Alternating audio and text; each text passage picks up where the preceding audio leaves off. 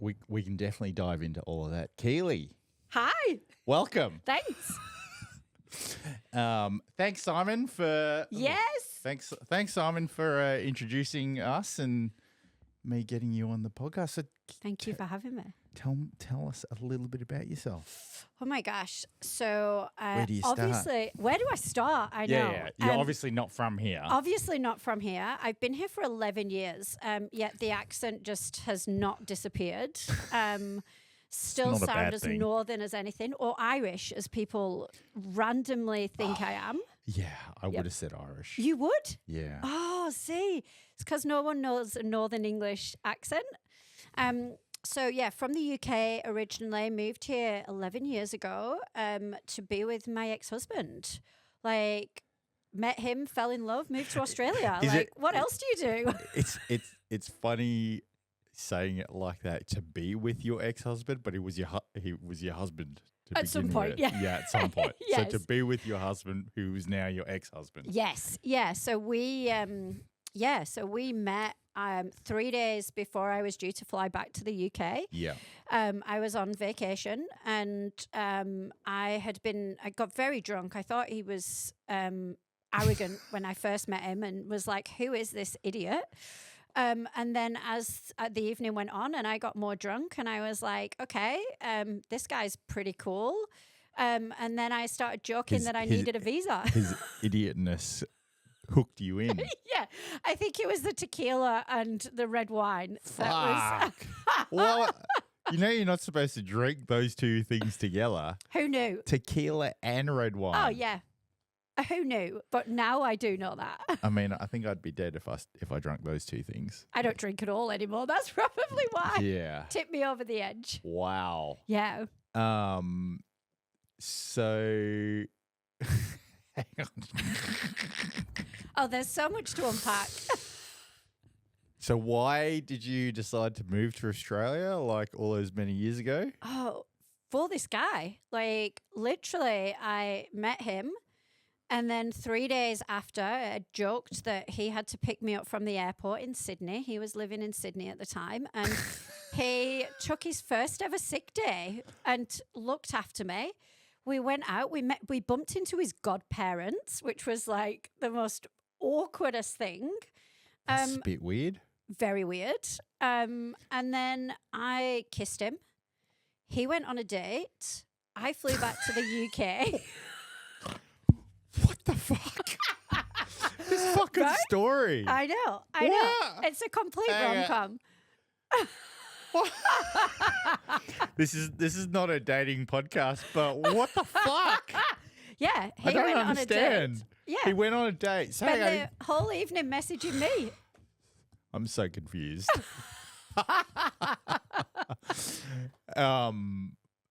And then you were together for 11 years? 10 years. 10 years? Yeah, we were married for 8. You married him? Oh, yeah, your husband. Yeah, sorry. Yeah. we were married. Wow. Right?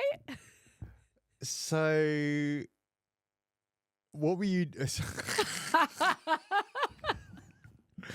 Again, this is not a dating podcast, but anyway, it's quite interesting.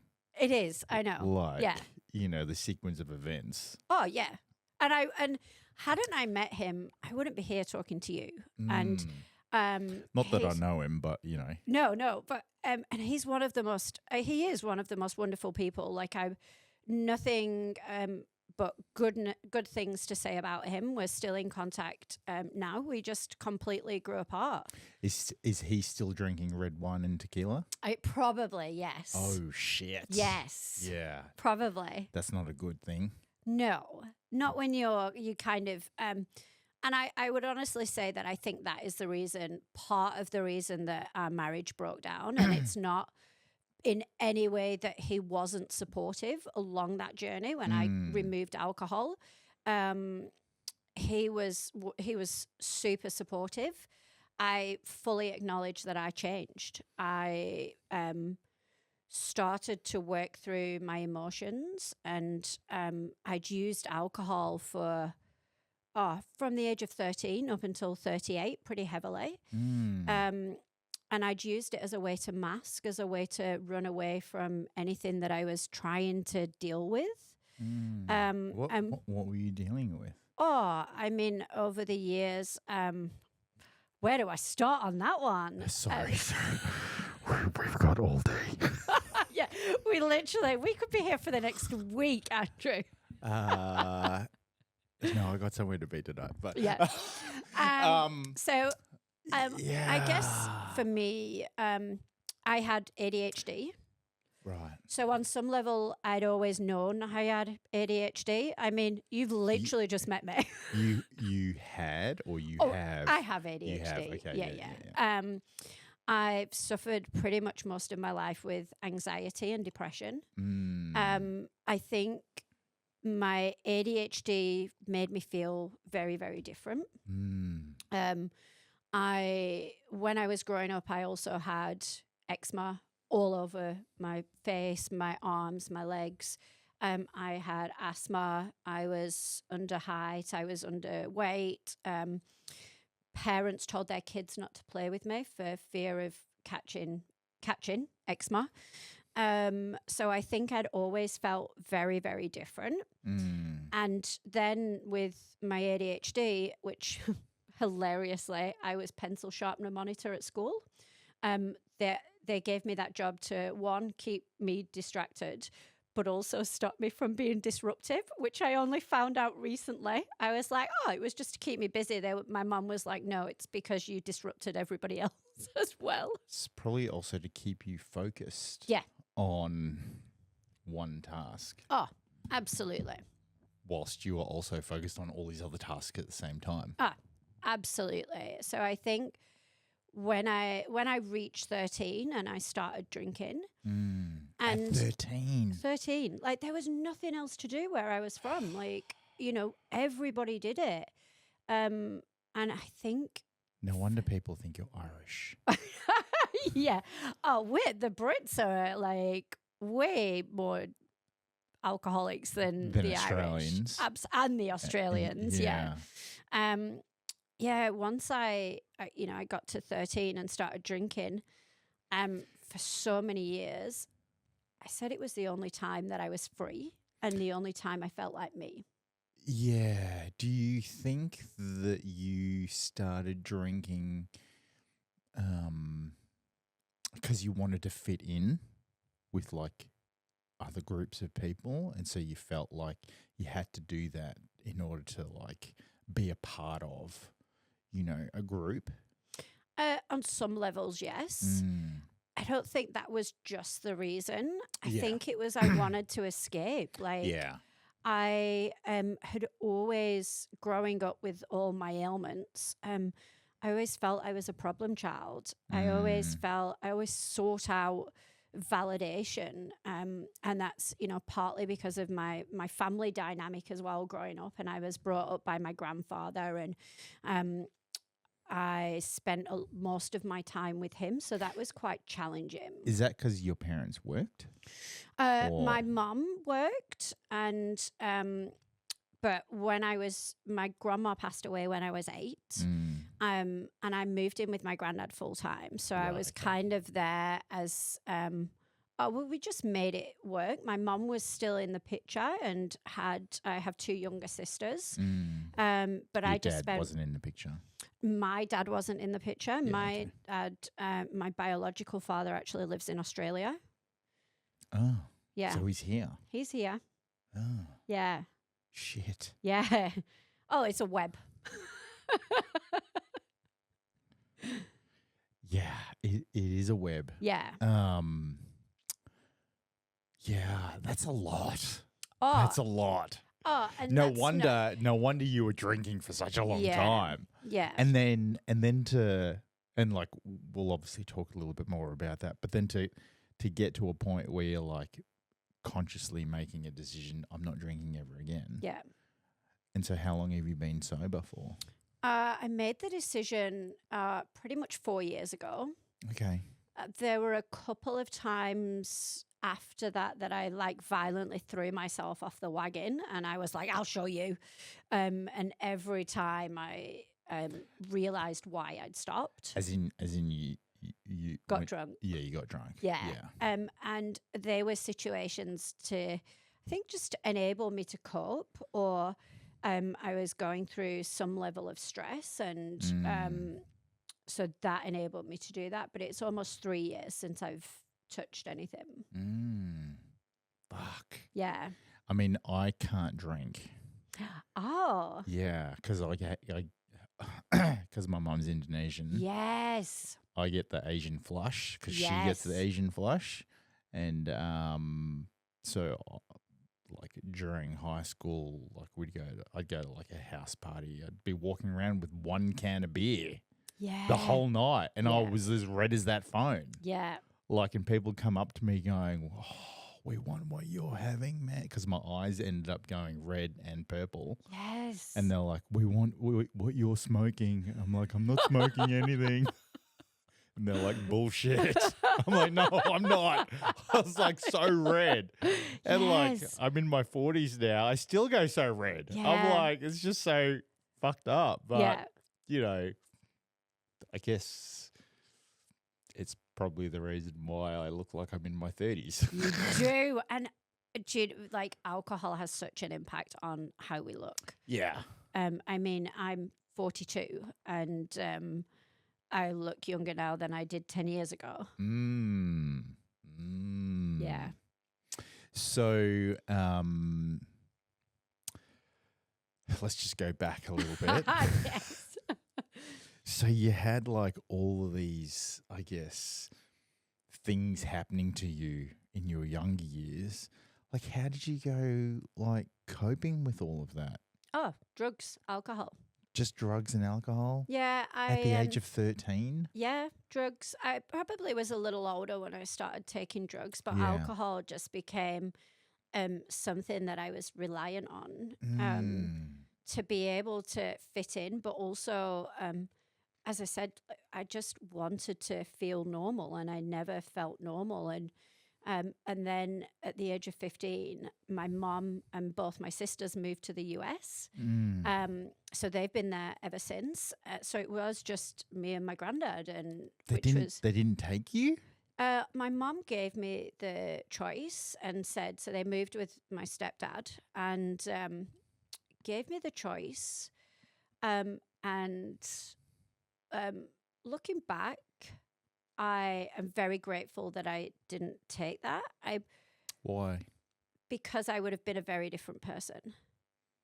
The reason I made the decision, hilariously, not to go was because I discovered alcohol and boys, and a fear was that Fucking boys. I know. Damn. Who needs them? This is not a dating podcast, But here we are again. but everybody needs everybody Yeah, no, at some point. I know. So yeah. It is interesting how you just said that if you went, you'd be a different person. Do you really think that? Oh, 100%. Why? I struggled with the relationship that I had with my mum. Also with my stepdad. Is that because of your ADHD? No, I think I was potentially challenging on some levels. Always had a lot of energy. I was very independent, very wild, and very out there, definitely. I think on some levels, my ADHD exasperated everything as well. Just, I think there was a lot of kind of upset and anger towards my mom on some levels.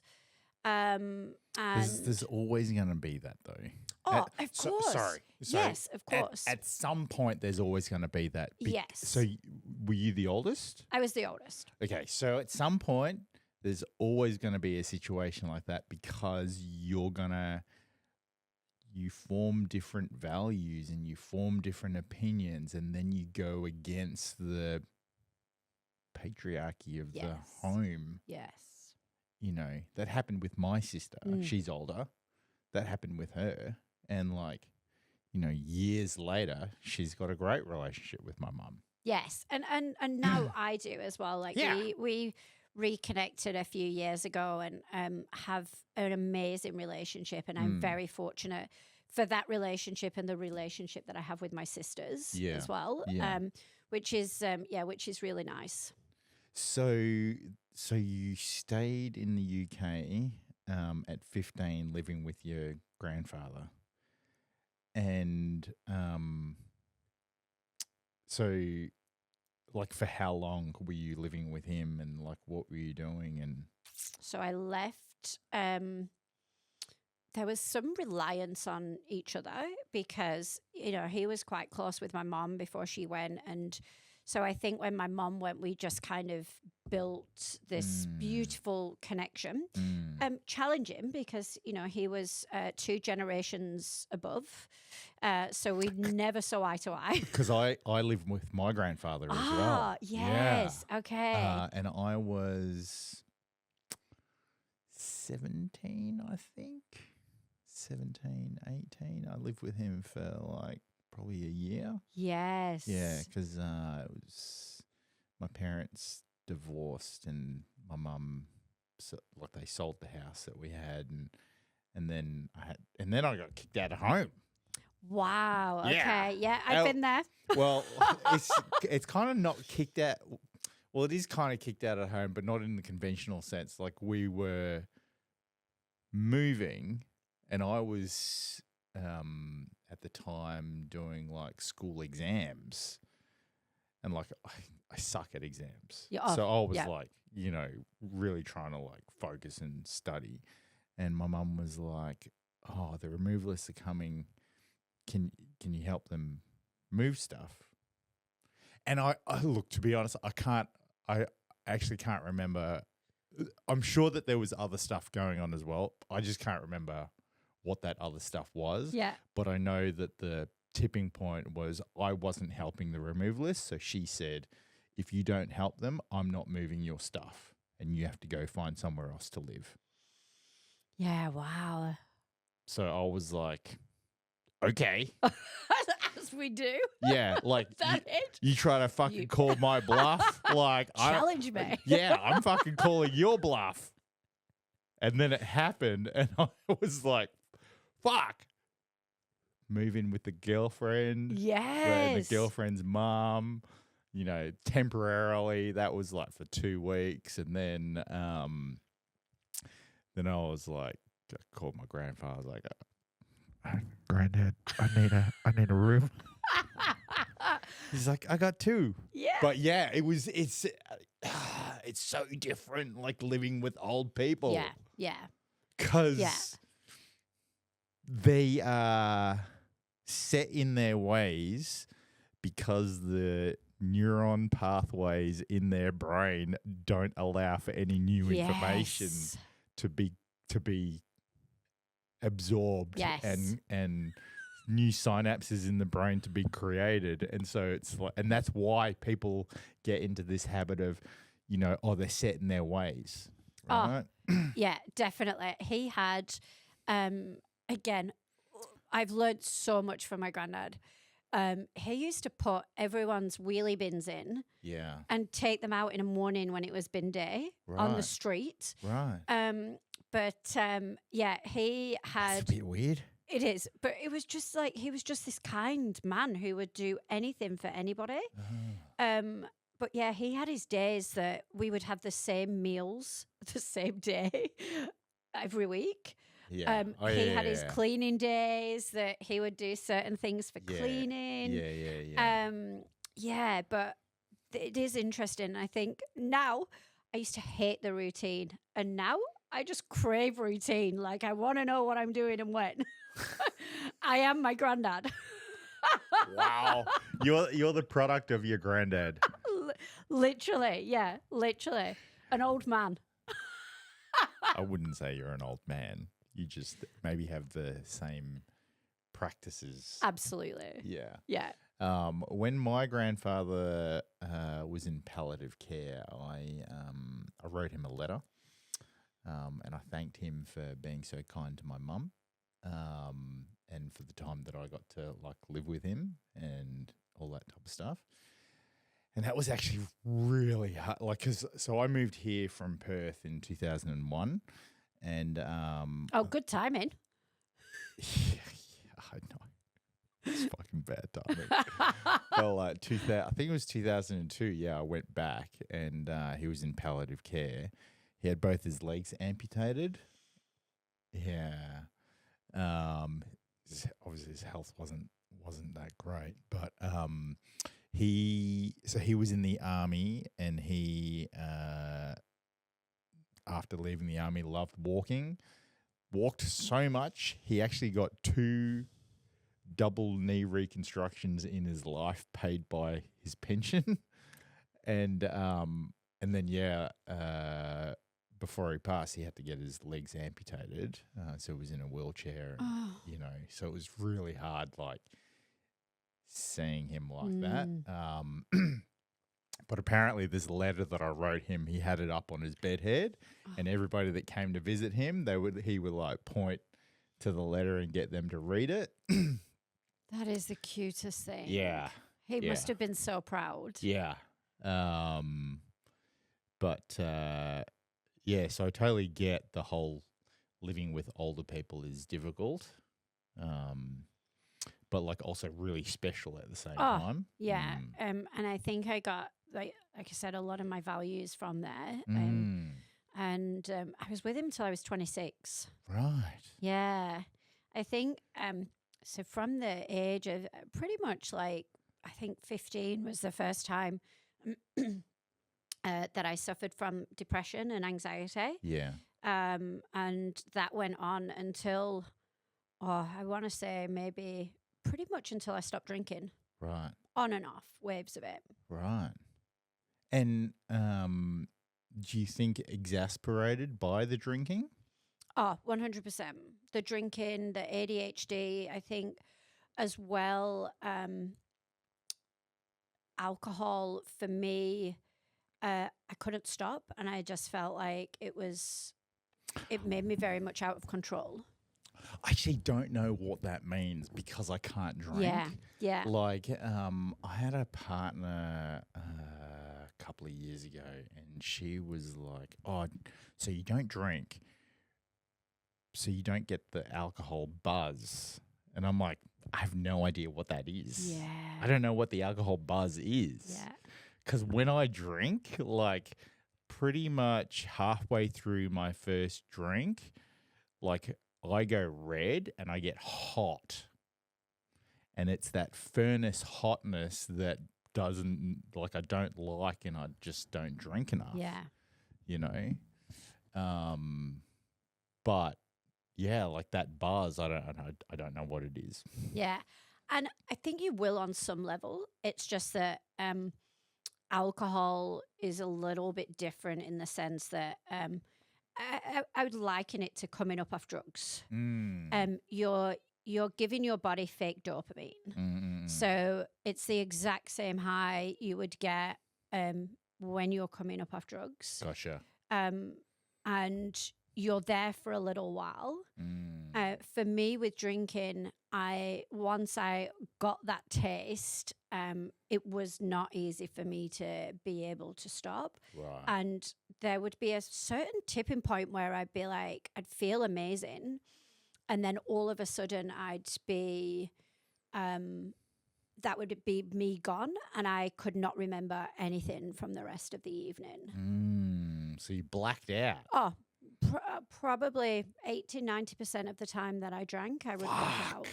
That's a lot. Oh. And you're not exactly you're small in stature. So I can imagine that wouldn't take you much. No. I would Unless- like to try and keep up with most men. I'm not going to lie. Like, I would always try. She has a liver of steel. Yes, I pretty much sure I used to. Yeah. But yeah. It just means that you have more enzymes in your liver to break down alcohol. Absolutely. That's exactly what it was. I have no enzymes. Take some of mine. No, thank you.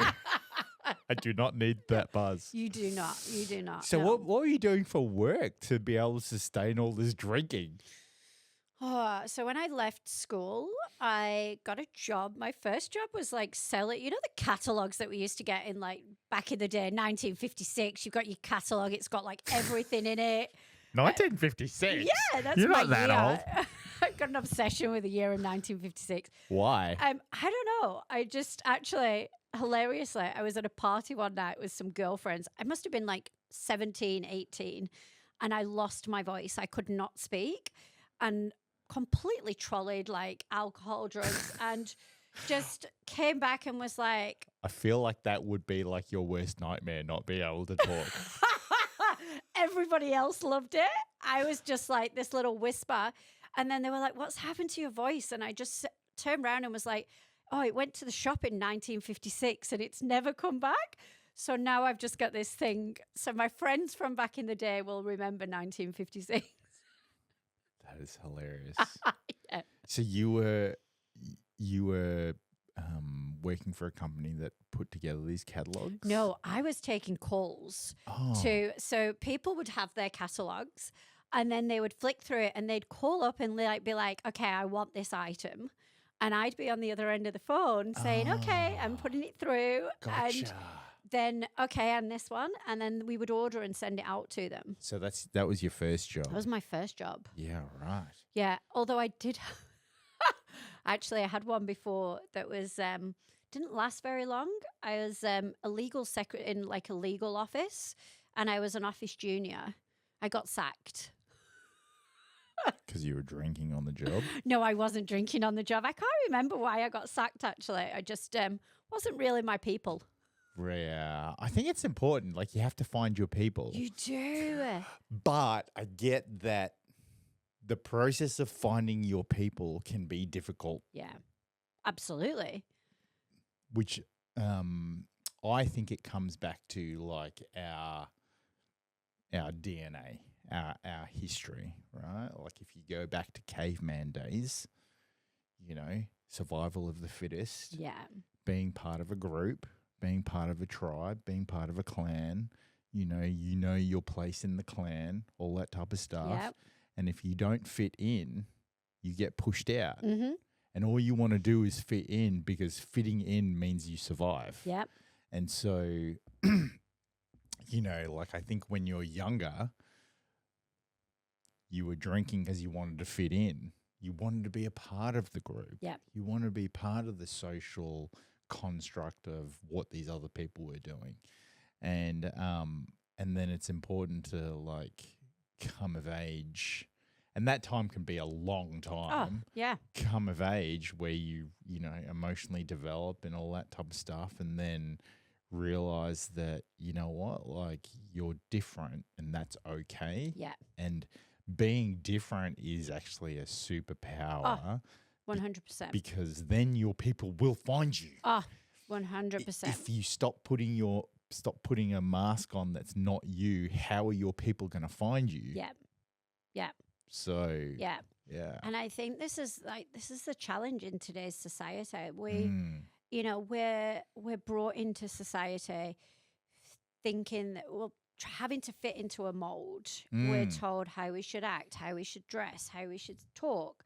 And if you don't fit into that, then you're not enough somehow. And the most beautiful thing about finding yourself is realizing that everybody's unique. Everybody has this amazing power to be able to step into who they should be. And we're not alone in kind of the thoughts and the feelings and everything that goes on in our brain. Like everybody is experiencing the same. We want connection. We want love. But yet to do that, we feel like we have to people please and we have to fit into this mold that society created. But once you break out of that, you find your people. And, like now I feel like I'm just the most fortunate person in the world because I've found my people. And, they love me for who I am. And I think it's the first time that I've been able to be that. And people have just been drawn to me, which is very special. How long do you think it took you to like acknowledge that and kind of work through and be comfortable in yourself? 42 years. Fuck. Look, I think once you go along your journey of self-growth and discovery, as I'm sure you're aware, like, you want it to be the end. So you get to a point and you're like, okay, yeah, I'm self-aware. I'm like pretty good. I know my shit. I know myself. And then all of a sudden, I don't know, I liken it to being like slapped in the face with a wet fish, because then you're just like cruising along and then it's like, bang, okay, like this has cropped up. I have to work through this. And every time you do that and every time you get back up and you learn something about yourself and you go along that journey, something else does crop up. So I would say that, yeah, whilst, you know, it's been 42 years, I think it's been a long process of little things that have just added up and changed and lessons that I've learned. 42 years is a long time. What, interestingly, you said just then about wanting to, like, what did you say? Like wanting to like be there or like get into that place. I don't think we'll ever get into that place. We don't, because we're constantly wanting more.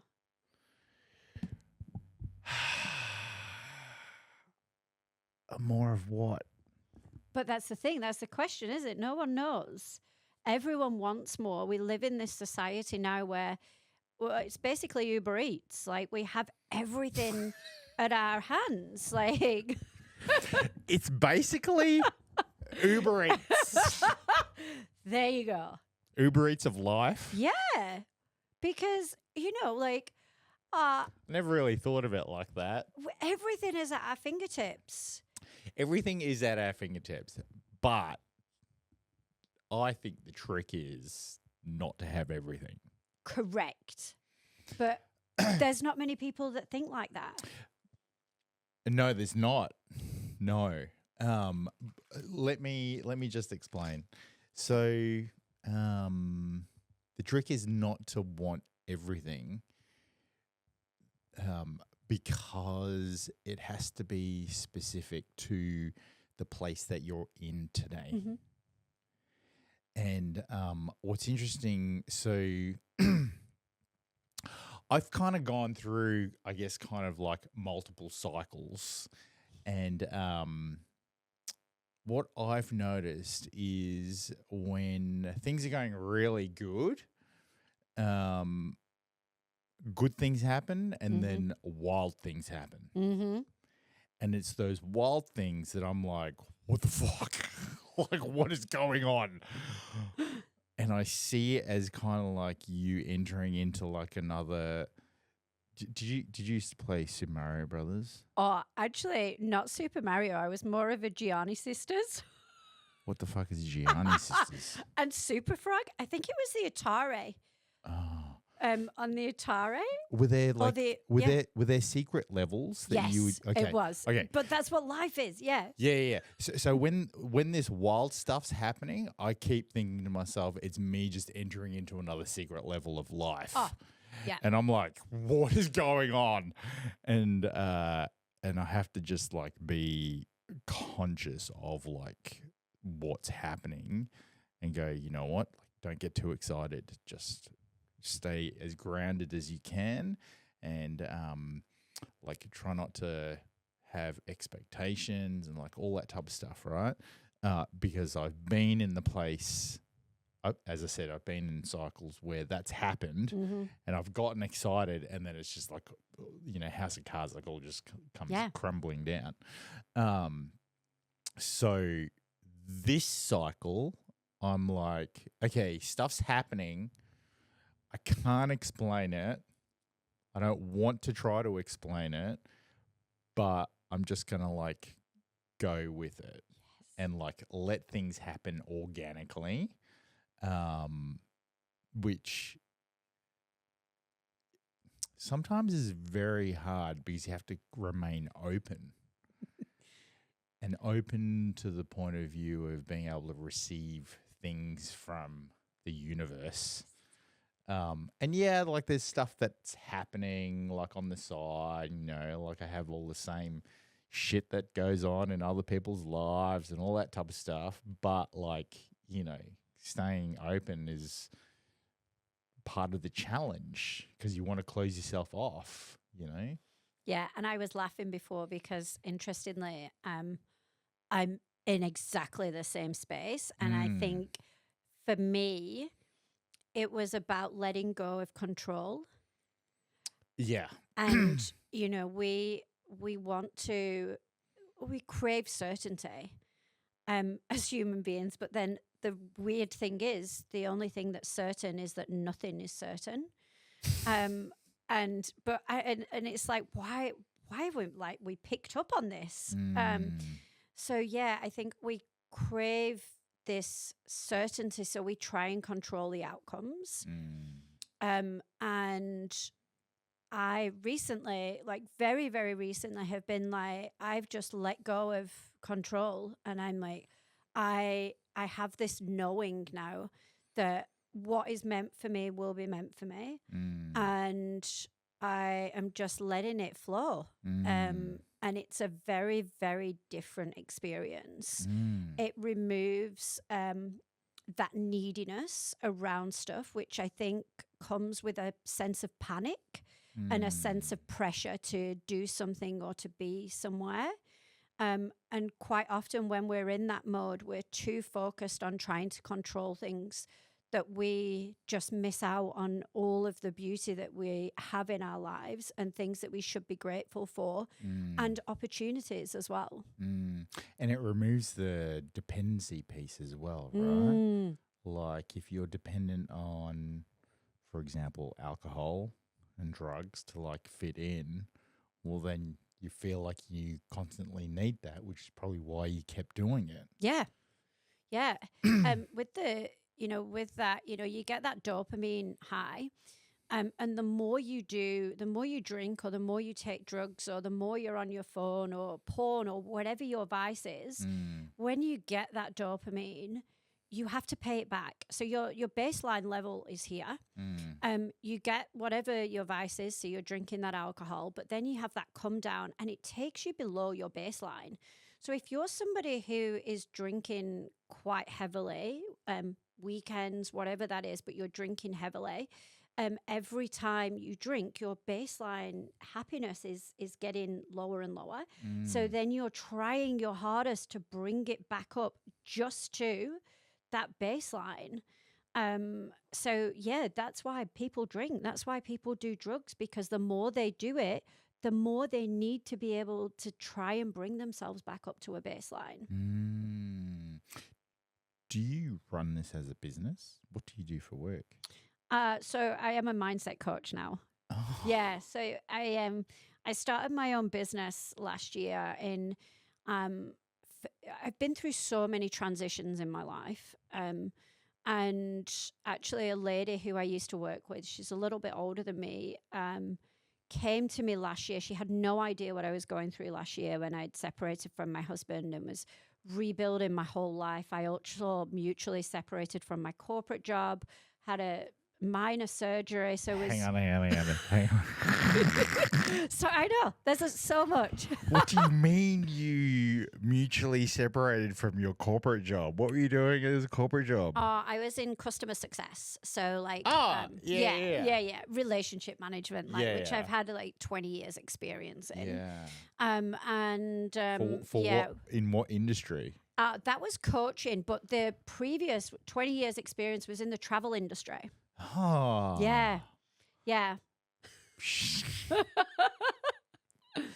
Wow. Different. And so how I fell into that was I did my degree in psychology back in the day. And when I finished my degree, I really wanted to get into psych. And I wanted to be a counselor or a psychiatrist or whatever. I really wanted to be able to. No wonder you were a heavy drinker. Yeah, right. You fucking studied psychology. Yes. You're I wanted to fix people myself. Are so fucked up. Yeah. Red wine, tequila. And the rest. I think anybody who goes into like psych and wants to learn about it wants to Yeah, understand they're themselves. psycho. Is this absolutely? You can put me up there. I'm in that category for sure. Yeah, right. Yeah. So the travel industry would have been crazy as well. Oh, that was insane. And so I fell into that because I couldn't get into whatever I wanted to do with psych. No Yeah. one would take me in without experience. Right. No one would give me experience. And I was already selling cruises for a company called Thomas Cook. Was that your specialty? Cruises, yeah. Really? Oh, absolutely, yeah. I could still name them all at the port in Melbourne. You know, I've never been on a cruise. I loved it back then. Really? And now I went Now on you one a don't? few years ago and was like, how the hell did this is just way too many humans for me. Like, seriously. I can't. I reckon I'd get like claustrophobic. They're big. Some of them are bigger than you think. Yeah. Like, you've got like 5,000 people on some of them now. Like, But- it's but- insane. But I also get seasick. Okay. Yeah. So Yeah. It's weird. there would be a constant fear of like, am I going to get sick today? Or like, is something Yeah. going to happen? But yeah. Look, I wouldn't advise it now. Like, there's better things to do. There's better places to go. But yeah. Yeah, I do want to get my skydiving license though. Amazing. And I'm like, fuck, how sick am I going to get falling out of a plane? Yes. Oh, face your fear. Do it anyway. Absolutely. Yeah. Yes. Because, so I've done tandem twice. But when you get your license, after you get your license, every jump is $30. Oh, no way. And then you're free for you're doing it by yourself. Yeah. And like you can do it all over the world. That's the thing. I think I couldn't throw myself out of the plane. Someone would have to push you. I would have to be pushed, or like I've done a tandem. And the first thing I did when I jumped out was, fuck, I'm going to die. And that was like, and then I was like, oh, okay, this is pretty cool. Yeah. All right. So you're a mindset coach. Yes. So what's involved in being a mindset coach? Yeah. So I use my psychology and the tools and techniques with that, as well as like my life experience and the transitions that I've been through to help people improve their levels of happiness. So take a little bit of a step back. Define happiness. So let me take a little bit of a step back. So a couple of years ago, I did a diploma in positive psychology, which was something else that completely just changed my life. The premise of positive psych is that you have this baseline level of happiness. Traditional mental well-being or mental health had always been focused on people bringing their level of happiness back up to that baseline. So, it was the premise that you only had this baseline level of happiness. And if people were depressed or anxious, it was all about bringing you back up to this baseline. The premise of positive psychology is to improve that. So it's being able to build and have the tools in your toolkit for when life gets a little bit rough. So it's understanding that life isn't sunshine and rainbows, and that life's pretty rough. It's hard. So positive psychology gives you the tools and techniques for those days when you need them to be able to improve your baseline level of happiness. And that's different for everybody. So in answer to your question in terms of what's happiness, that is something that's very different or challenging to measure as a level, because everybody's level of happiness is different. So I would say more so well-being and just being able to help you deal with life a lot easier.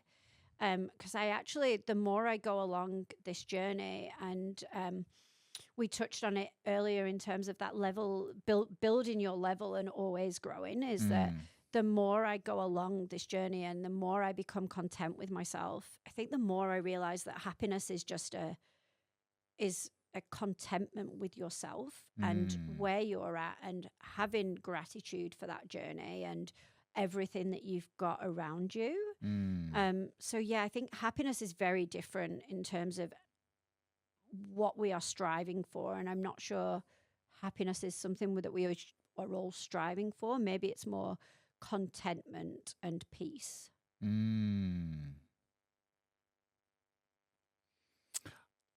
I agree. Yeah. I also think that maybe people's definition of happiness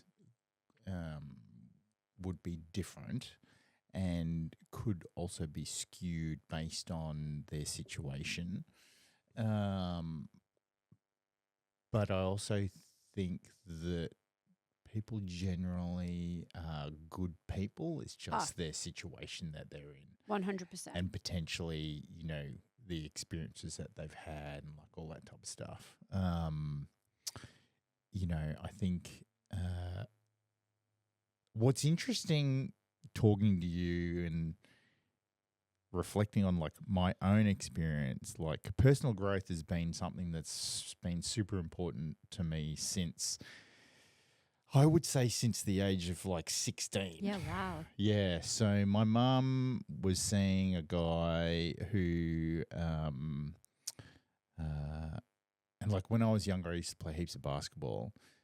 He was right into basketball, and for one of my birthdays, he gave me a book, and it's from the author Dennis Waitley, and it's The Psychology of Winning. Oh, wow. Have you read it? No, but I'm going to add it to my list. Add it to your list. Yeah. So I read that book at 16 and I kept reading it every year. Wow. Right? And I was like, okay, I can create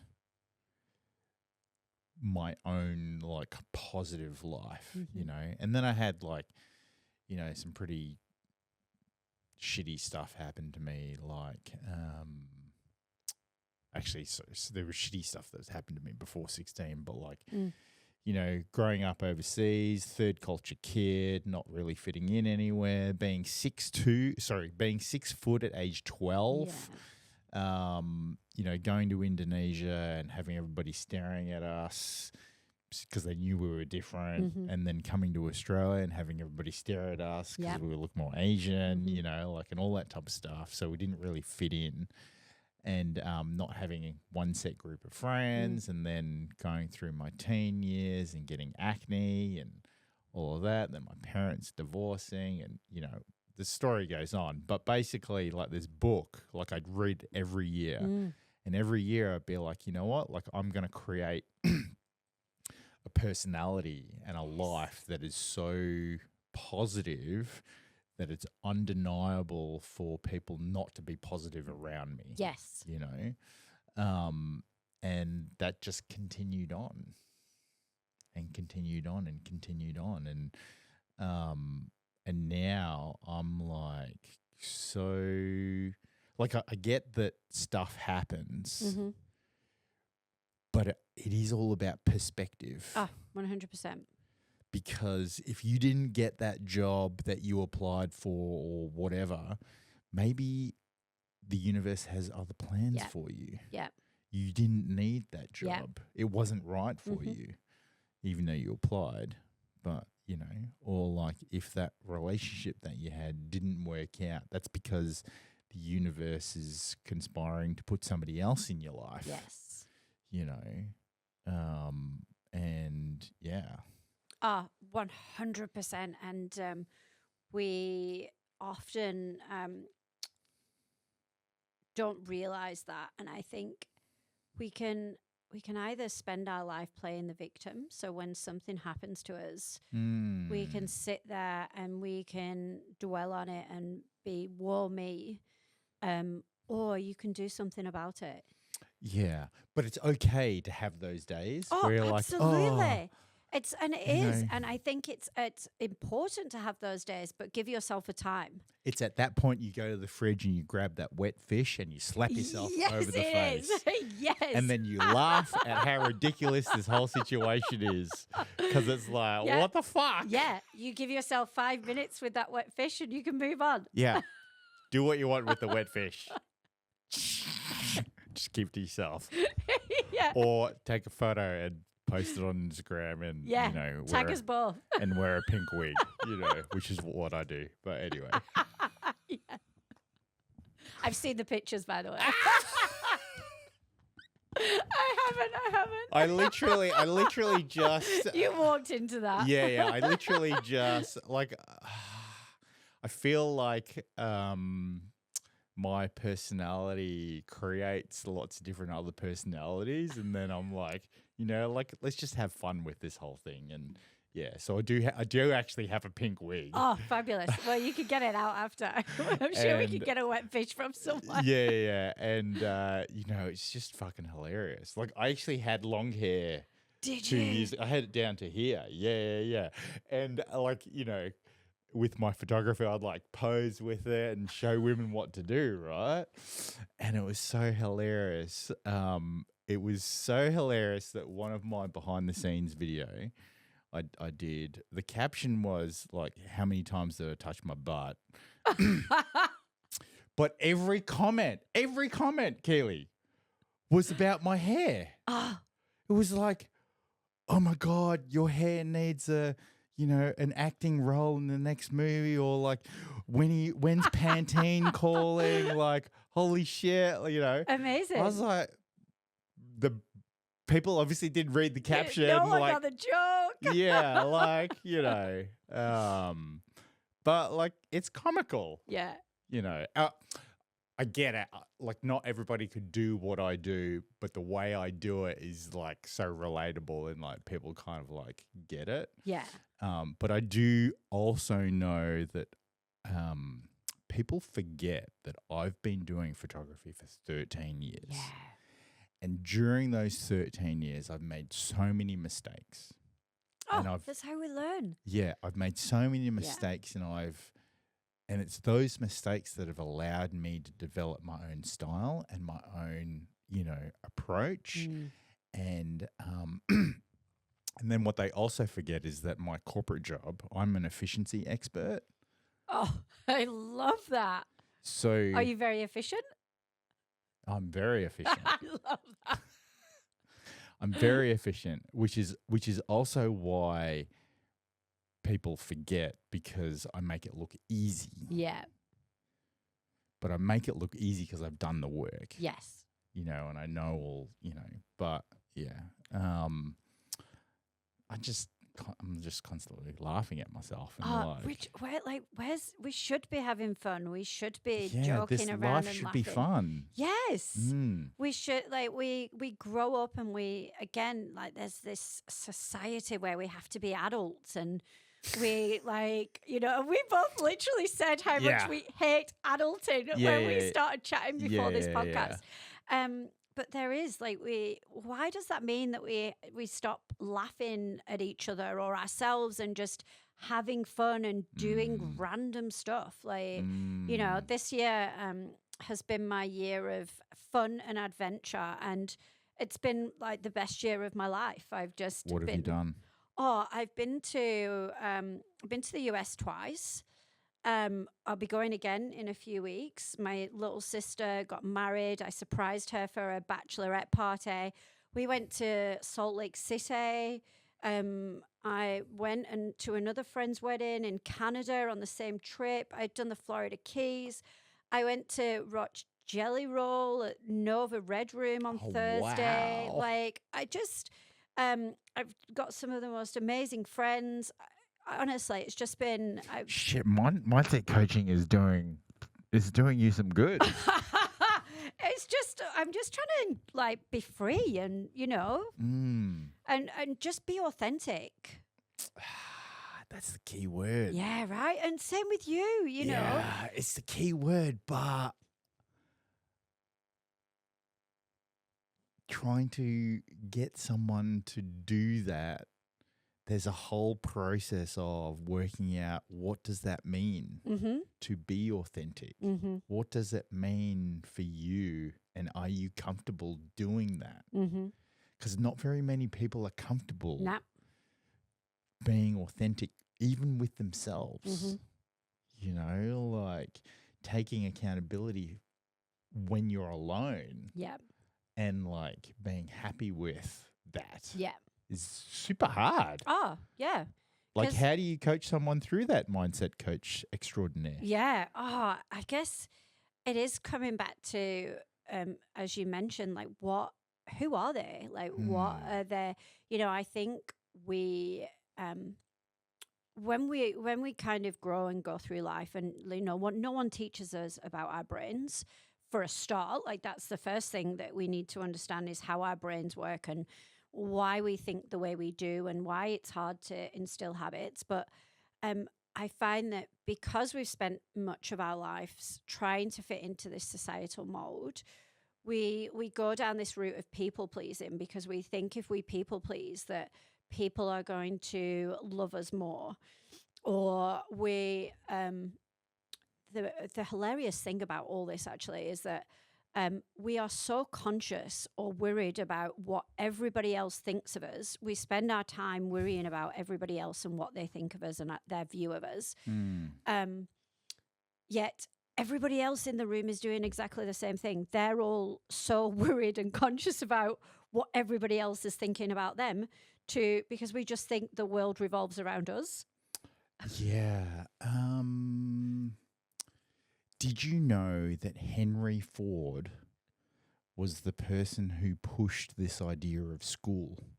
Really? Yeah. Ah. Because he needed people to stay where they were. I mean, I've never used algebra in my adult life. Exactly. School teaches you squat. Yes. You know why? Because school just teaches you how to fit into the mold. Yes. How to fit into society. Yes. When do you actually get to learn how to be street smart? Well, after school. Because, I'm pretty sure during school you didn't learn how to do your tax. No. Yet when you start work, you got to learn how to do your tax. Yeah. But That's crazy. I never knew that. yeah, and university is only look. You can pick up skills in university, yes, sure. But the biggest thing is, once you've done your degree, your future employer just wants to know that you can stay in the one spot for 4 years. Oh, yeah. And actually finish something. Yep. It's crazy. You can learn more by going out and doing work and learning on the job than anything. Absolutely. Absolutely. I think that's why for me, a lot of people are drawn to me in terms of I've done the work, I've been through the transitions and I've healed and worked through that. And I've got that authenticity from that. Someday, it's still, everything's a bit of a work in progress. One of the things that I do work through with women is people pleasing. We've spent our whole lives trying to please everybody else, again, to fit into this little mold, which means that we've moved away from our values. We don't know who we are as people. So we don't know what makes us tick or, if you're not aware of your values, how can you live your day-to-day life? Because, I look at values as systems and rules to be able to guide us in terms of, what we're doing with our day and how we live. And boundaries, that people pleasing, we don't set boundaries for ourselves. And the more that we go along this journey of pleasing everybody else, the more we detach from who we are. Hang on, let's just dive a little bit deeper in boundaries for people pleasing. So what would be a boundary to, I guess, limit or stop people pleasing behavior? Depends on the person. Oh, I fucking knew you were going to say I that. know. There's no one size fits all. Everybody's different. I do just like what you said there. What you said before, actually, you were like, everything is a work in progress. Because it is. It is. The minute you think you got it fucking worked out is the minute you're wrong. Absolutely. That's absolutely it. And the thing is, and you touched on it before beautifully with you said people look at you and they see the person that you are now, but they don't see the 13 years of work Correct. that you've done up until that point. And this goes back to the Uber Eats society because everybody wants a quick fix. People, Uber Eats. hello, yes, just they're not sponsoring this, by the way, either. If they want to. Yes. I'm going to decline because I want Tesla to sponsor it, actually. They've got robot cars now that are making Uber, like, profits go down. Really? Yeah. When I was in LA earlier this year, I called them Wagyu because I love steak, but they call Waymo. And Waymo. they are Waymo. the driverless cars. Yeah, They are insane. It's nuts. It's so nuts. Come on, so Elon. nuts. You know you want to sponsor this. Yes. So yeah, it goes back to this like Uber Eats society that we want a quick fix. You know, everybody doesn't see how I'd never looked like this 4 years ago. It's hard work and consistency showing up for myself day after day in the gym with what I'm nourishing my body with making sure I'm recovering. And, you know, I joked about being a granddad earlier, but I do. I go to bed, I try and get 8 hours sleep every single night. Like I prioritize that stuff. What is that? 8 hours sleep. I know. I noticed you're wearing a Whoop. I've got like which watch? Yeah, love my Whoop. It's the best thing. 8 hours sleep. I don't know what 8 hours sleep Yeah. is. I survive on 6. Do you? Yeah. But actually, did you know that men need less sleep than women? Women need more sleep to function. Yes. Yeah. I think I did know that. Yeah. Yeah, it's actually a bit crazy because like I probably haven't had a good night. No, sorry, I lie. Every now and at least probably once a month I get 8 hours. Yep. And I wake up and I'm like groggy. I'm like Yes. really tired. Yeah. I'm like, what is that? Like I feel like I know my body feels good, but like I'm like tired. Yeah.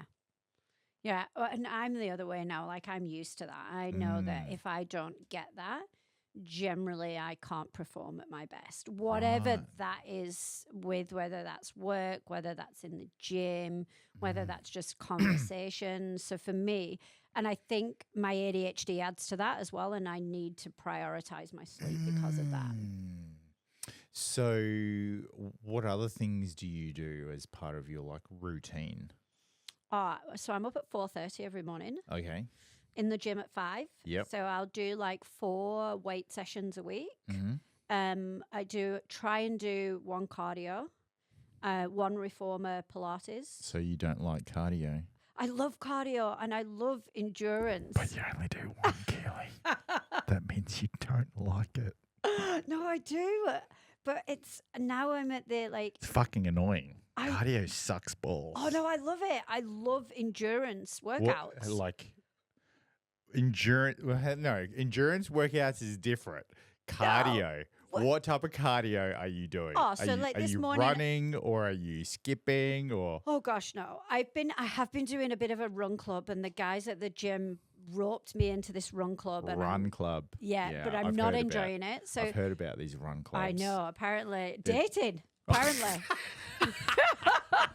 That's exactly what I was going to say. I was like, it's the new fucking like. No, how can anybody dating. talk? How could you hold a conversation? How could that even be a date? It's all about endurance, Keelie. Yeah.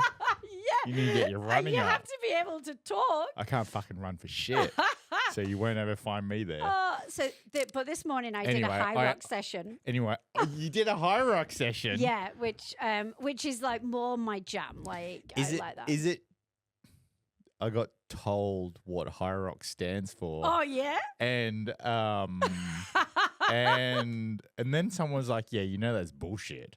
I'm like, no. Now I have no idea now. I have no idea. Who said it was bullshit? Because somebody said to me this morning, hybrid you know what, rock star? Yes. Yeah. And I was like, I'm one of those. I think they're just trying to I think it's like a marketing strategy to go against CrossFit. But it just like High Rocks rock star. I mean, it's pretty cheesy. Come on, like a hybrid rock star. And let's just be clear. I'm not going to a run club because I can't run, but I'm not going for dating either because I'm already dating someone. There you go. Yeah. So whereas I go and I just literally could not talk to anybody, like, yeah, it's not attractive. It goes against your whole personality. You're like trying to like talk and run at the same time. Can't do two things at once. Absolutely not. So Yeah. so you did a high rock session. Yeah. This morning. Yeah. But hang on, is there another High Rocks event coming up? There is in December. In December. Yeah. So they run 2 a year, or do they run multiple? They did. December is Melbourne, and then they've got them all over the world. So you can see. They are competing against fucking CrossFit. Absolutely. But the difference with the High Rocks is that all of the exercises are the same everywhere. So the CrossFit. You never know what you're going to get until you go into the competition. Yeah. I mean, which is better? I've actually been doing a small bit of CrossFit recently and really enjoy it. I just enjoy the intensity. That's what, like, I do the weightlifting to get strong, especially with the age that I'm at, but I really just enjoy that endurance and intensity. Especially because what does that mean? Well, I'm pretty sure I'm in perimenopause. So now I have to, I have to listen to my body a little bit more, and just take into account that I probably shouldn't, like, doing high intensity cardio 4 or 5 days a week isn't great for me where I'm at. So yes, that cardio is great. And so I'll choose to do like maybe a run or a hybrid high rock session, whatever. But I also do weights because I want to get strong.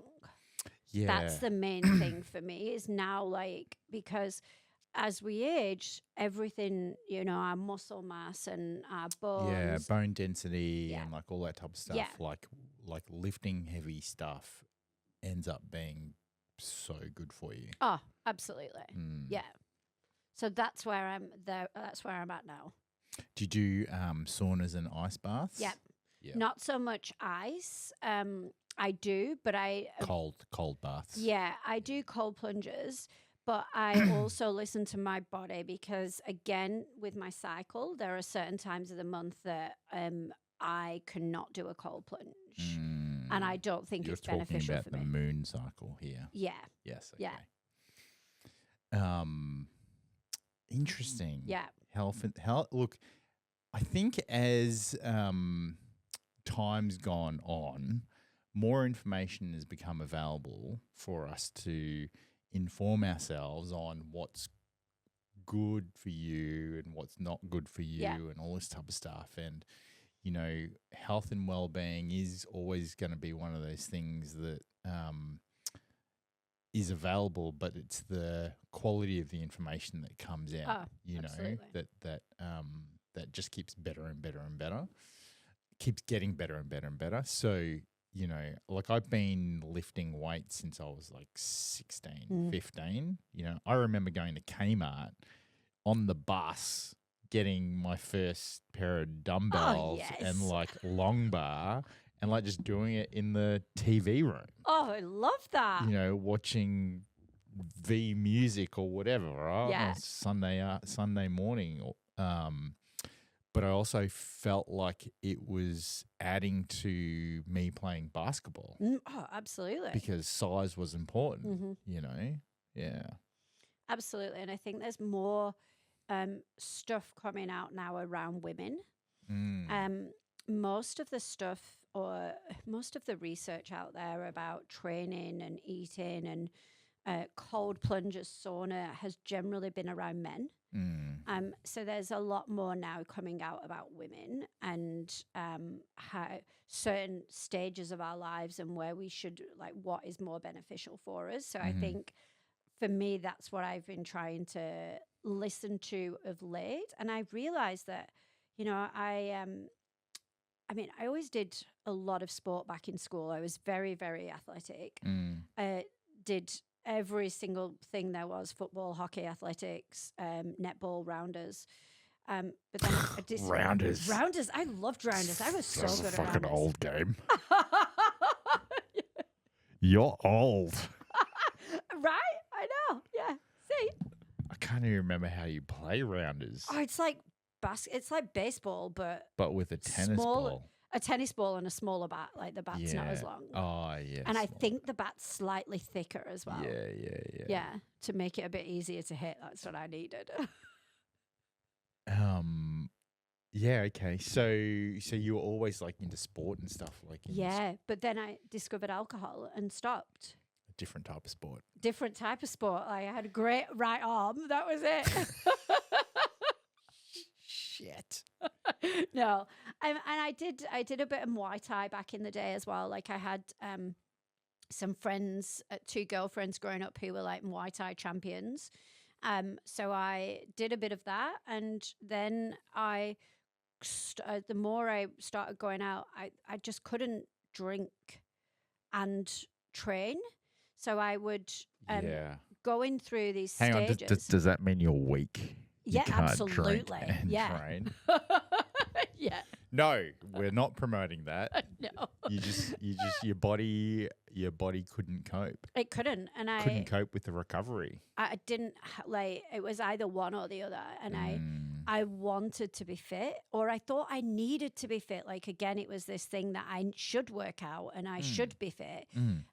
But I just didn't have the capacity. I would train once, twice a week, and I would burn out to the point that some days I couldn't get out of bed. It was Shit. yeah, and I think my body now I know is very sensitive to whatever I put in it. So that could be a factor. But yeah, I think the alcohol was probably one of the biggest. Do you think your body becomes more sensitive when you get older? Yes and no. Yes, in a Is sense. this how you do your mindset coaching? Yes. Yes and no. Yes and no. 50-50. Come Yeah. on, you could be right or wrong. 60-40. Yeah. So yes, in a sense of, I think your body becomes less able to handle stuff. So with drinking, because of the alcohol in your system, and as you get older, I think your body becomes less able to handle that. So when you are experiencing, your hangovers get longer, for instance, that's because your body's aging and you're not being able to recover quicker and you're not being able to get the toxins out of it. So yes, I do believe on some level it is more sensitive, but I think that's just a thing as you age. But then on the other, I would also say maybe not for some people. I think your tolerance does that make sense? Yeah. Yeah. What is that cat eating? He just ate something off the carpet. Maybe it was I think it was a fly. I think there's something still down there. Hi, friend. Dude. Yeah, no, I think that explanation is right. Yeah. I definitely think as you get older, you don't bounce back as quick. Oh. Yeah. I mean, you would also notice it when you're weight training. When you're tearing muscle fibers, the lactic acid just like stays a little bit longer. Yeah. Yeah. Yeah. And I think we should be more curious about how we feel and what we're putting in our body. Yeah. And I often say this to people when I talk about sober curiosity and removing alcohol. I'm saying sober curiosity. Sober curiosity. What is that? Well, it's just, I never want to tell people to stop drinking. I just ask people to get curious about it and the impact that it could potentially be having on them. To get curious about not drinking. Yeah. That is an interesting psychological experiment. Yeah. That you're essentially doing with people. Yeah. I think we're more health conscious than ever. Yet our generation is still drinking a lot. And because we've been drinking for so long, we don't necessarily realize that the ailments that we're getting or are related to alcohol, because we're like, and this was also me, I was 38 and I wanted it to be anything but the alcohol.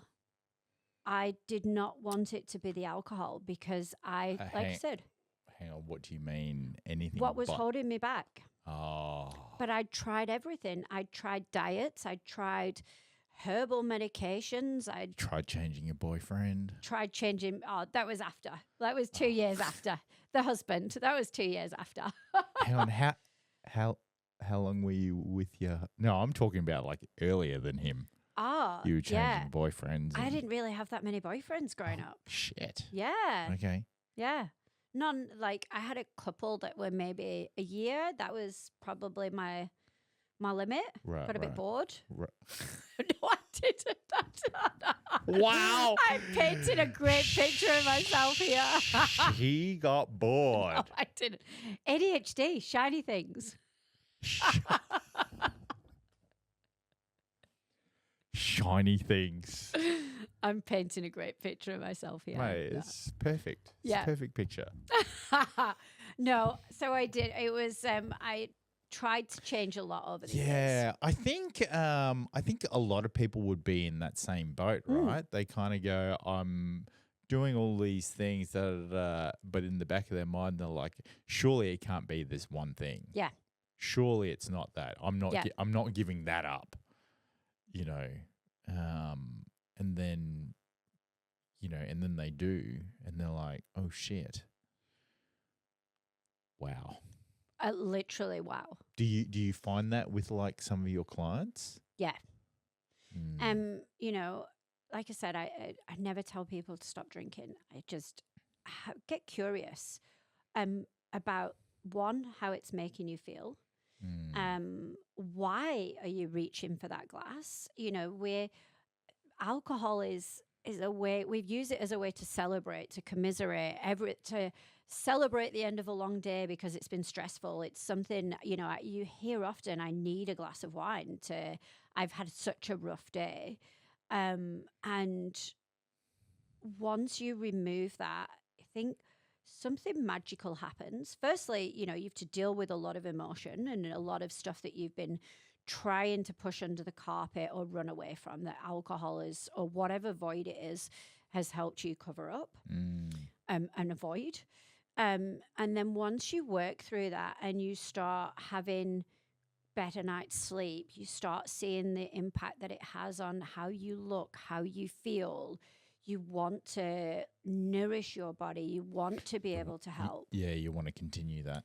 Yeah, and, I lost like 10 kilo when I stopped drinking. Shit. Yeah. And then partly that was the alcohol, which is obviously, so every time you drink, stops your metabolism. It's not burning fat. It's just trying to get poison out of your body. Your skin, it stops collagen production. It has an impact on our cells and them reproducing as well. But also you're less likely to have Uber Eats or want pizza after a night out. So I think it was the alcohol, but it was also, I had the energy to cook food and nourish my body. Whereas before it was like 2-3 nights a week and I would be like, I physically don't have the energy to cook. So we would just order food in. Do you like cooking? Yeah. Not as much as I used to, actually. Why? I just find that I don't know. I loved the whole. Me and my ex-husband used to do a lot of dinner parties, and we would have a lot of people around, and we would do like 10 courses and matched wines, and Whoa. that. Yeah, so that's a lot. It is. And then I guess now I'm by myself. I just want to be able to nourish my body. So it's not like so it's more about fuel. Yeah. As than opposed anything to else. comfort. Yeah. And don't get me wrong, like I love going out for nice meals every now and again. So but now it is more about being able to nourish my body and seeing it as a way to fuel. Who inspires you? Oh, that's such a great question. So only the great questions here. That is, yeah, and I'm going to be here for a while thinking about it. Do you currently? I would say I have a few really, really beautiful friends in my life, and I spoke about my community, and our mutual friend Simon is one of those. Shout out to Simon. Yes. He inspires me. I also have a friend at the gym, Mark. He inspires me. My friend Ness, Frank, Salisa, like they're just all doing amazing things. They have all done really, really well for themselves, and they all inspire me to want to be a better person and challenge me to want to do better on every single level. From I think a kind of a famous perspective, I really like Brené Brown. And she's done a lot of work around vulnerability and that kind of stuff. I just, Stacey Sims is another woman who is doing amazing things. She's very much along the exercise route, but she is one of these women who has been testing and doing research specifically for women. So anybody who is adding to that whole realm of more information being available for women. Yeah. You know? Yeah. I think I'm very fortunate in a sense of being able to be around people. And this was my aim of, last year and moving into this year was I want to be around a community who hype and support each other up. And there's no judgment. It's all about how can we hold each other accountable? How can we have conversations that better ourselves and better each other? So, yeah. And support each other. Oh, 100%. Because no one's getting out of this alive. Nobody is. Oh, what? Hey, wait.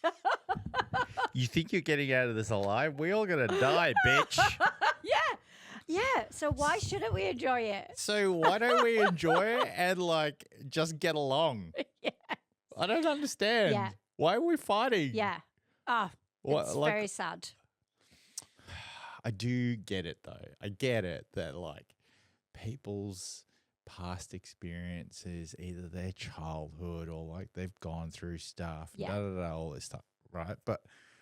But then the thing that gets me is that accountability piece. Be accountable for working through and healing your own trauma as opposed to expecting somebody else to put up with it or expecting somebody else to fill a void that you haven't fixed yourself. Yeah. And we fall into situations like that all the time. I mean, I don't, but of course, me neither. Never. All the time. And I think people forget, if you do the inner work, if you do the work yourself, then you'll be comfortable with yourself to be able to deal and handle anything that life throws at you. Yeah. And then the universe will throw you into another secret level and you'll be like, what the fuck's going on? Yeah. You know? Yes, absolutely. Accountability is not even just for ourselves, but having friends who hold us accountable as well, I think. Yeah. And we're able to hold them accountable. I sometimes hate that though. Yes. I'm like, oh, fuck, you're fucking doing it to me again. Right. But we're more likely, psychologically, we're more likely to do things for other people than we are for ourselves. Why? Why is that? On some level, I believe that's probably people pleasing. But also it helps us be able to give back, and it creates meaning and purpose for us as well. I was just about to say purpose. Yeah. We all need to find our purpose. If you don't have a purpose, your purpose is to find your purpose. Yep. Yeah. So what's your purpose? Oh, yes. Mine is to, I think, to shine my light on some level, to be able to help others along on their journey and help them become the best versions of themselves and just bring joy to people's lives. Why? Why is that my purpose? Why is that your purpose? Sorry, I was like, what question did she ask? Oh, no, she just repeated. Hang on, I got asked the question. Same question. Yes, why? I think I've been given this beautiful gift of energy, and all of the things that I have been through in my life have got me to this point. And it's funny enough, and I'm going to mention Simon again, because we had this conversation the other week, is people see me as this very positive, bubbly person, which is beautiful. And I walk into the gym I'm in and people say that it's like there's sunshine in the room, which is a very beautiful gift to be able to give people. Do you bring a floodlight in? I do. How did you get? I walk in with my phone torch and she's here. She's arrived. And me and Simon were having this really deep conversation. He was like, but there's so much more to you than what people see. They don't realize the transition and the hard work and the depth to me. And I think that is all a testament to the work that I have put in on myself on the back of things that I've been through. And I think that is the reason that I've had all of those, is so that I can help others get to their point or whatever, or just realize that they are enough, that they can be who they are and still shine, and that you're never going to be everybody's cup of tea, and that is okay. And I think that's why is that I've just been given this beautiful gift to help others. I love that. I love the fact that you said that you've been given a gift. Before you started all that dialogue, that's what you said, and now you're wanting to execute on that gift to give back, because not only did the universe give you something, you've acknowledged it, and now you're trying to give it back, and I think that's that I think is a real interesting perspective on purpose, right? Like, because I could have stopped asking the question is what's your purpose, but I went deeper because I know that there was more depth. And then you just laid it all out, and you've been laying it out for the last hour and 27 minutes. Oh, my goodness. Yeah, but it doesn't feel like it because we've just been having such a good time.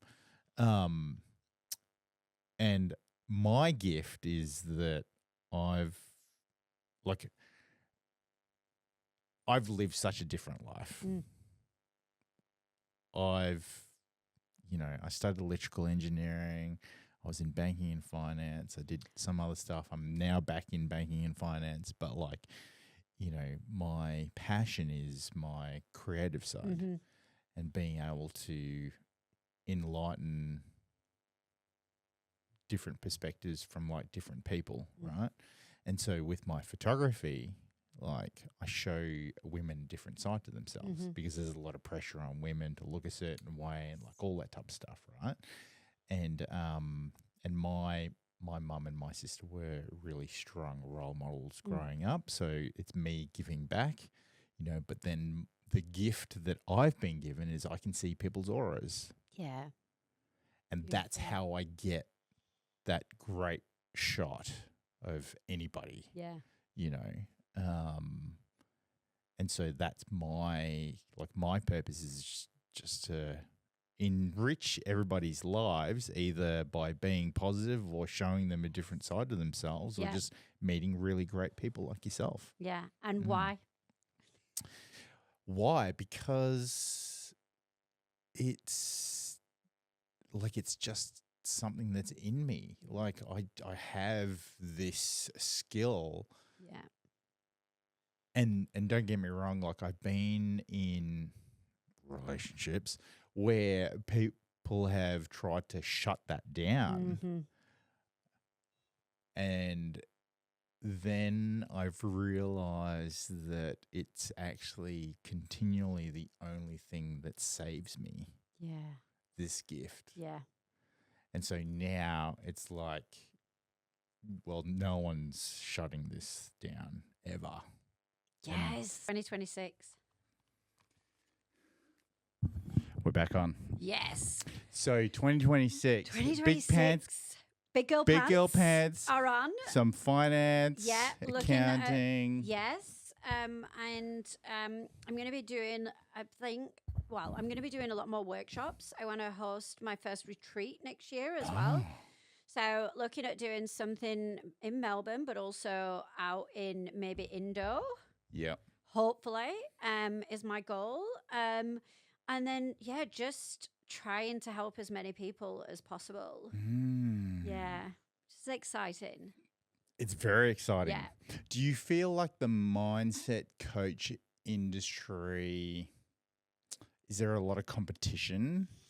I don't really like calling myself a coach because of that. I think there are a lot of people. Sorry? Advisor. Yeah. There's a lot of people out there who do coaching. Whether they have any certifications or any background in that is kind of another question. You know, there's a lot of people in their early 20s who are like, I'm a life coach, and because they've done that course. How have you not even done the course? And it's like, how have you got any life experience? And so yeah, I don't really like calling myself that. But yeah, there's a lot of competition. I think for me, the difference and where I stand out is because I've done the work myself. I've also got that background in psych. And I bring all that together. And I try and do it in a fun way. Like, I want people, life, doesn't have to be so rough. It can be fun and engaging. But Keelie, I got so much stuff going on in my life, and I'm trying to do all this stuff, and the government and my friends and the fucking whatever. Yeah. Can't lose this weight. Yeah. Help me. Yeah, but then you're not ready to be helped if you're making excuses. Wow. But I know. But it is, you have a choice, and that may sound, quite harsh in terms of, but we've spoke about that in terms of you can either play the victim and you can make excuses, or you can sit down, figure out what is in your control. And in that group, I mean, the government, there's nothing you can control about that, but how you look at your diet, how you nourish your body, how you exercise and move, how you work on your mindset, all of those things you can change. But you have to be ready for it. This journey isn't for everybody. You have to want to change. That wasn't a synopsis of me. I was role playing everybody. And the first thing she said was, "You're not ready because you're a victim." You're a victim of your situation. But it's, and I think it's so true though. It's you have to is. be open to receiving help. Yeah. And if you're making excuses or you're playing victim or whatever, it's yeah. It's just. And I never judge anyone for where they are on their journey or the conversations that we have. Sometimes people need to be judged. I think Judge Judy them. Judge Judy them. I think there's a way to, say this could potentially be what's going on for you. Yeah. How does that look? Curiosity. Exactly. And that is that's the first thing about a good coach is, I'm not there to tell anybody what to do. Yes, I offer tools and techniques, and I can share my story and guidance. However, the role of a good coach is to hold a mirror up to your behavior by getting curious and asking questions. I don't like looking at myself in the mirror. Yeah, I know. Well, it's Clearly I do because I take photos of myself. Long hair, flowing, Yeah. pink wig. You got to have fun. Absolutely. If you're not laughing at yourself, you have no right to laugh at anybody else. Agreed. Yeah. Agreed. So stop the judgment. Stop judging yourself. Stop. Yeah. You have to be ready to be vulnerable. Oh, yeah. And not everybody, it's confronting. It's not easy having those conversations. What do you mean it's not easy? Nothing in life's easy. Oh, it's all about perspective. Absolutely. I think all about perspective. I think it's easier when you have the right perspective. Yeah, when you have the right perspective, but it's easier if you do it more often. Oh, it gets easier because it does, especially changing your mindset. Absolutely. Because you're changing your brain. Like our brain is wired to do the easiest thing. So when you're survival of the fittest. Absolutely. When you've got a decision, you've got decision A, this is how you've been living your life. It's something you've been doing all the time. And you've got B, which is what? A new habit that you're trying to instill. Your brain is going to automatically want to go here because it wants to keep the energy for you. Yeah, wine and tequila.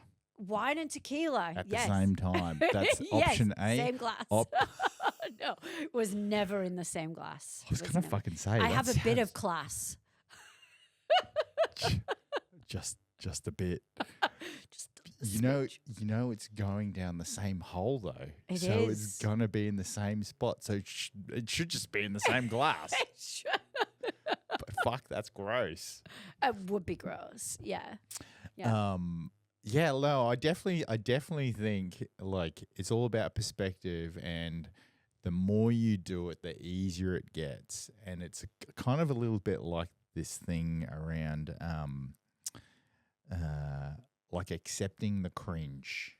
Yes. You got to accept the cringe. 100%. And so many people just don't want to do the cringy thing. They give up. Yeah. Because it's too hard. Yeah. I'm like, but why is it too hard? Yeah. Is it too hard to laugh at yourself? Yeah. Is it too hard because you're fearful of judgment of what other people will tell 100. you? Fear. Yeah. That is what is holding most people back. But Fear. you know what the root of all of this is? It's the ego. 100%. And We're led by our ego. And it's the survival instinct of the ego. Mm-hmm.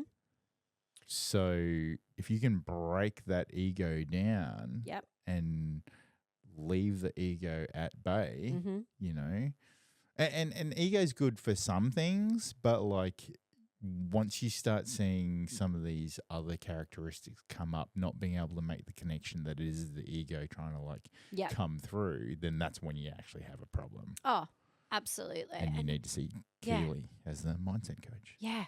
Oh, absolutely. Yes. Yeah. And do you know, I think, again, none of this, I don't see any of this as a quick fix. You know, you've done the work. You've been doing the work since you were 16. How I look at all this is how can I be 1% better? What we don't realize is that those little 1% day after day are what makes the big change. And then they look at you 13 years later with your photography and they just see, oh, he's amazing. But it is little steps and little changes that you've done over those 13 years that has got you to where you are. Yeah, 100%. 100%. But I'm now at a point where it's like 0.1% better. It's like I'm in the 99.9. I could not get in. There's the ego for you guys. I'm never at 100%. You could never be at 100%. You can never be at 100%. Yeah. Yeah, no, you can't. Absolutely. No, you can never be at 100%. I do also think like that's like just part of my personality as well. Like I'm never going to be 100%, but there's no reason why I can't keep trying for it, you know? And I think it is interesting as well, like hearing your story and seeing your aura and 2, having this conversation. Sorry, 3, having this conversation and realizing like how humble you are in some of the things that you've said. What I find is if people go through like traumatic experiences, they'll either stay in that traumatic state, or they'll become more self-aware and they'll become very humble. Yeah. And so, you know, like, yeah, I've done the work and I've done 13 years and all of this. And I always say to other photographers or new photographers, like, if you want to know what I do, like, come and ask me. Like, I'm just a everyday normal person, right? But they don't, because they're scared. Yeah. But I'm like, I'll teach you everything. Yeah. I'll tell you everything. Yeah. But I also know that you'll never take a photo like me. Yeah. Because you need to develop your own. Yeah. You need to develop your own style and your own approach. I'll just show you, I'll tell you what I did, you know. By all means, copy what I did, but like develop your own style. And I'm always saying, I don't know everything. I just know what works for me. Correct. 100%. Yeah. And that's what, for me, like with my workshops, I keep them really small. I don't want more than like 10, 12 people in there, because I'm, you know, yes, I have tools and techniques. I have tools and techniques that have worked for me, and I can give you other psychological tools and techniques. However, I want people in the room to learn as much from me and from the other people in the room as they do from me, because one, that allows people to trust in themselves, but also allows them to be vulnerable, and there enables them to see vulnerability in other people. And it's like, well, I'm not alone in going through this situation and having this struggle. And so is this other person in the room, or these other 3 people in the room.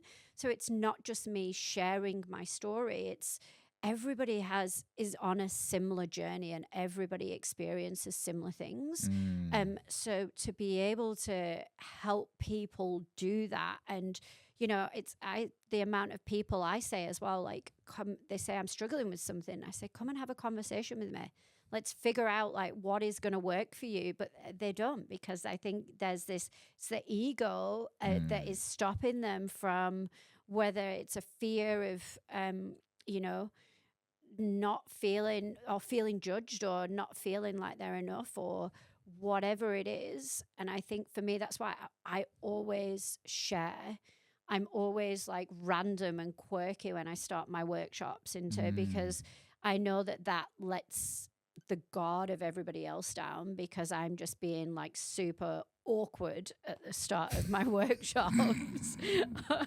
Or I'll just share something really random. Do you come out in like a pink tutu or something and like jump around? Can I borrow your pink wig? No, you can't borrow my pink wig. You never get your own. Anyway, I think yours would be blue. Ah, yes. Yeah. Blue is my color. Yeah, I can see it. Can you? Yeah. Oh, yeah. Yeah. Well, Keelie, thanks so much for coming on the podcast. Thank you. How can people contact you? I'm on Insta. I'm the Sober Hype Girl, which makes so much sense. I'm also on LinkedIn, Keelie Allen, and have my own website, Keelie Louise at .com.au. So amazing. Yeah. Well, maybe next year I get you back on and find out how your year's going. Oh, I would love that. I'd love that. I'm also in the process of finishing a book. So I keep like, that's been going on since 1956. What? Yeah, I since before you were even conceived. Yeah, see, magic, Unless universe. You're a time traveler. Is it called 1956? No, it's actually I'm calling it "She Flies with Her Own Wings." Oh, yeah, interesting. Yeah, so it's a story about my life lessons. I am bringing a little bit of NLP, quite a lot of science around alcohol, with my life lessons, and I'm just helping people. It's all about learning to fly. Yeah. By the seat of your pants? Absolutely. It's the only way to do it. 100%. Strap in. I'm glad you said strap in and not strap on. What if you're not wearing pants? Oh, then just fly by the sea of whatever you want. Yeah. Commando. Commando. Yeah. That's like ultimate commando, no pants. Absolutely. I mean, I'm not sure how like there's no judgment, but I'm not sure like you could get away with that in public. You definitely couldn't get away with it in public. Amazing. Quick photo. Thank you so much again. Thank you. It's been wonderful. It's been awesome. Thank you, Andrew.